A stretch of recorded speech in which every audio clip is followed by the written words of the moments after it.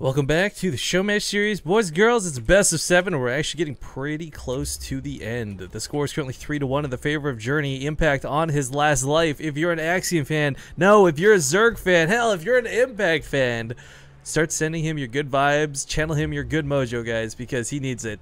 Spawning here in the top left corner of the map. Can he turn this series around? It's the blue Zerg player from Axiom, Impact. In the upper right, as the red Terran, it is Journey. So, alright, going to pretty, I don't know, unexpected, I would say, so far. Again, the bets kind of reflect that I think chat had a pretty good feel that both these guys could do well today, but I would never expect a Journey to get a 3-1 lead over Impact. Again, I can't, again, like, Season 2 Acer Team Story Cup guys, Axiom, they picked up Impact. He was new to the team. They couldn't play him for like 5 weeks or whatever because of the rules. But when he played, I fell in love with him immediately. DreamHack put on such a good show. But versus Journey, man, I don't know if it's Mech or Journey or what the deal is, but he's struggling. And it's worth noting, I said in Game 1, we saw Bio out of Journey. Game 2, we saw Mech. Game 4, rather, we saw the Mech-Bio blend. What else could we possibly see out of him? Oh, I think he still has something to show us. Different variations, of course, but still pretty cool stuff. I was gonna say, my fingers are crossed for Skytear just to seal the deal, you know? I don't think I've ever seen him do that, but maybe. Maybe he's up. Well, you know, he's actually, up, so. I can't help but think, like, the thing for Impact, I really like the moves he's been making this game. Granted, he's losing, and that sounds like a mean thing to say, but everything he's done has been off of the back of, like, a reaction or a misreaction or a misread of what's going on. I think if he was like a little more diligent with scouting that last game, perhaps he would have seen that coming. Maybe we wouldn't have invested so heavily in Swarmhost. Maybe it was good that he did, whatever the argument could be.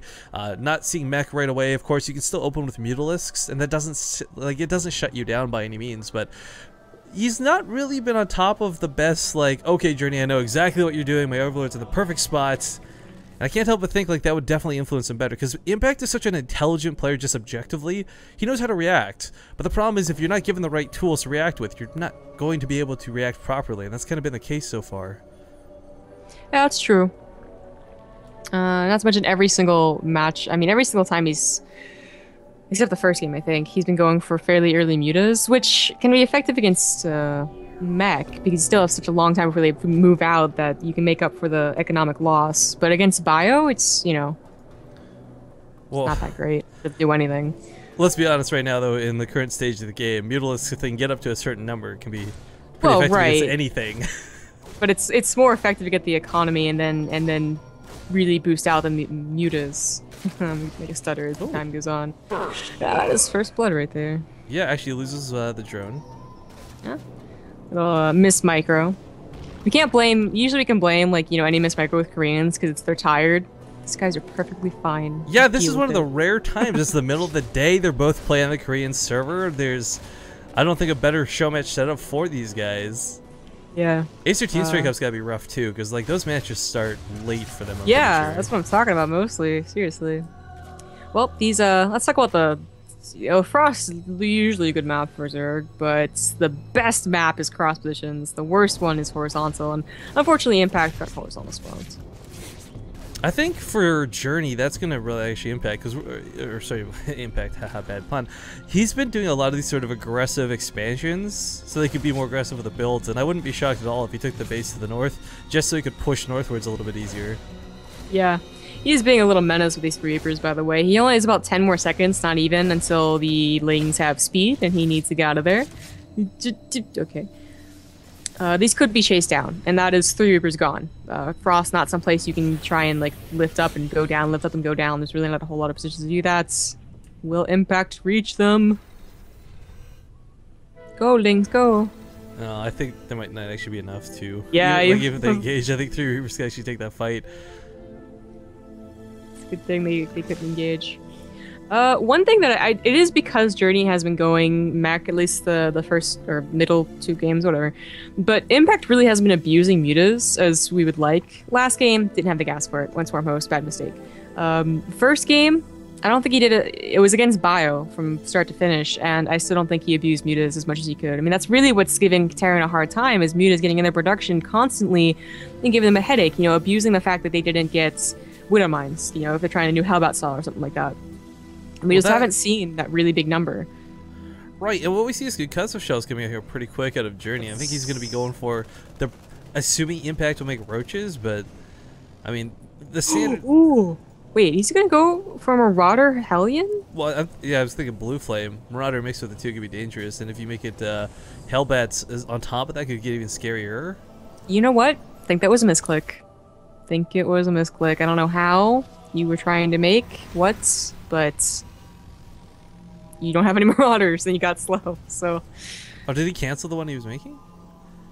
Oh, was he okay, yes he did, then. He didn't have Marauder. Okay, so that's gonna be, or maybe I was just thinking of the concussive shells. It's late, whatever, my brain's dead at this point, but... This is gonna be really interesting. Blue Flame is really strong just kind of innately.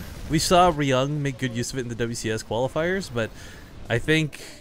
I don't know, it's weird to gauge this. Blue Flame's already strong enough. If you make these Hellbats with an armory as well, I can only imagine how much more scary this is going to be. Alright. As cool as it would have been to see Marauder Hellion come back, also really dangerous against someone who went for fast metas. But I was more concerned about the fact that he would never check for stim again, because honestly, like, you know, as a Terran, you have certain timings where you check your tech lab again. Stim's done, combat shields. Combat shields done, maybe slow.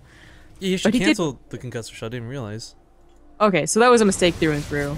So he knew to get the stim. That's good, because if, you know, imagine him going stim for the whole full, what is it, 180 seconds? 170 seconds, whatever. Longest freaking upgrade in the game, man.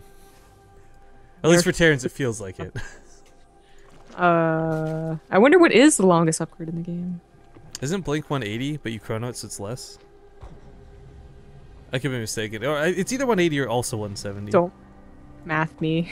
Sorry, I don't do Blink enough. But alright, the biggest thing about this, guys, is hiding the Hellion count. Now, he did do a good job of this in Impact. You know, typically you say, oh, you stood at another, you know, another evolution chamber, you're good to go. But that's not the case. This one Queen's not going to hold. This is too many Hellions. You bust through that, man. You bust through that so quickly with no transfuses and no more lings to keep them back. They just get in here, and part of them could go up to the main. That wasn't a wall in the south. Oh no. That wasn't even a full wall off. You didn't even have to bust through the Queen. Oh my god. Funny. Natural base is massacred. Main base soon to also be massacred. 26 drones down. You can't really recover from this. Drones are panicking to escape, but they just stack up for the Hellions. Line them up. 40 workers killed. Barbecue. Zombie Grab, is it Sunday night? Are you going out for some Korean barbecue? Saturday night. Oh, sorry, my bad. Scrub. It's not looking so good here for Impact. Not looking so hot either, but you know, he's just oh no, it's so painful. Even the transfer drones coming back home. Oh no.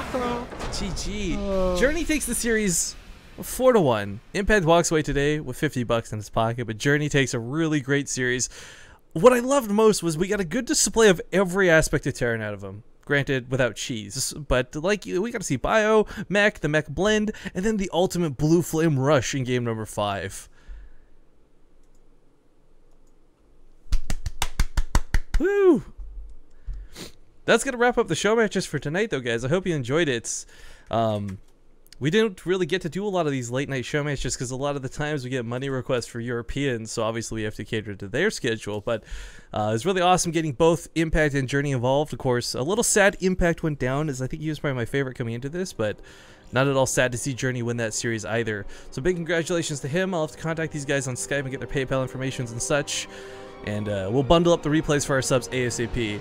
We might actually send out those tomorrow. We're going to wrap this up quick because there's an Acer Team Strike Cup match in the morning, and I don't have a whole lot of time to sleep, guys. So thanks again for tuning in. We're going to run one last commercial break. A couple of advertisements before we go, though, for ourselves. Of course, I'm Rifkin, joined by Zombie Grub. You can follow the channel, all these wonderful things, blah, blah, blah. You've heard it before. 3 big things, actually. 1, we don't normally ask for tips. We don't normally tell you guys about donations. But I was actually made aware recently that apparently people didn't know that was an option, and there was someone who was looking to donate through Team Liquid, but they couldn't figure it out, so blah, blah. There's a lot of different ways you can donate to the channel itself if you want to fund more show matches. Zombie Grub and I both have our PayPals listed down below in the info section, and there's the bot's been linking a tip jar link that we split 50-50. So however you want to go about that, if you got a couple of bucks to lie around, fantastic, have at her. But honestly, I'd rather have your sub than a donation personally, and I'd rather have you help us put on more events than an extra $40 for the weekend or something. So at your own discretion.